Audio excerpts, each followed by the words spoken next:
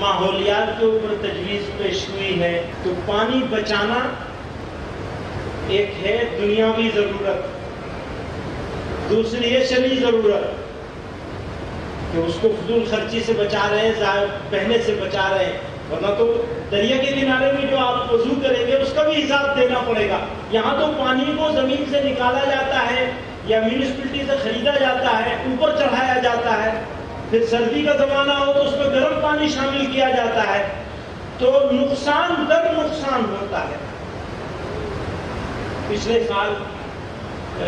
چنئی میں، مدراس میں پانی راشن سے بانٹا گیا۔ ہمارے دیوبند میں تو ابھی الحمدللہ پانی 2-3 فٹ پہ مل جاتا ہے، لیکن بہت ساری جگہوں پر پانی کئی 100 فٹ نیچے جا چکا ہے۔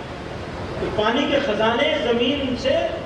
کم ہوتے چلے جا رہے ہیں، اور جو باہر کے پانی ہے اس کو پولوٹیٹ کر دیا گیا، گندا کر دیا گیا، قابل استعمال نہیں رہا۔ تو آپ حضرات اس کی طرف توجہ دیں، تحریک بنائیں، کوشش کریں کہ پانی بچانے کے لیے لوگوں کو واقف بھی کرایا جائے، اویئر کرایا جائے، اور جتنے طریقے اختیار کیے جا سکتے ہیں پانی کو بچانے کے، ان ساروں کو اختیار کیا جائے۔